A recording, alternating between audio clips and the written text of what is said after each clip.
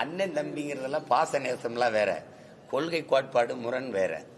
நீங்க இவ்வளவு சண்டை நடந்துக்கிறது திருப்பி மறுபடியும் பெரியார கொள்கை வழிகாட்டினா எந்த இடத்துல கொள்கை வழிகாட்டின்னு கேட்க வேண்டியது இருக்குல்ல.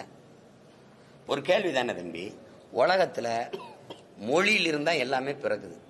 நான் அந்த மொழியை பேசுறதுனால தான் நான் தமிழன். அந்த மொழியை நீண்ட காலமா பேசுறேன்.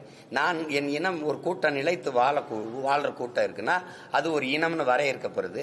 அந்த இனம் ஒரு நிலைத்து ஒரு இடத்துல வாழுதுன்னா அது தேசிய நிலப்பரப்புன்னு வரையறுக்கப்படுது. அப்போ மொழிதான் எனக்கான கலை, இலக்கியம், பண்பாடு, வாழ்வியல், மரபு, கலாச்சாரம், வழிபாடு, வரலாறு, அறிவியல் எல்லாத்தையும் கொடுக்குது. அந்த மொழியே சாணி கூப்ப காட்டு மிராண்டி மொழி. உங்க தமிழ் தாய்க்கு என்ன கொம்பா இருக்கு? உங்க தமிழ் தாய் 3000 ஆண்டுகளா உங்களை என்ன படிக்க வச்சாலான்னு கேட்டா, அப்ப திருக்குறள், இந்த இந்த சிலப்பதிகாரம், மணிமேகலை, ஐங்குறுநூறு, 1810, பரிபாடல், இந்த சங்க இலக்கியங்களாம் எழுதி கொடுத்தவனெல்லாம் எங்க தமிழ் தாய் படிக்க வைக்கலையே. தமிழை சனியன்னு சொன்ன பெரியார் எந்த மொழியில் எழுதினாரு?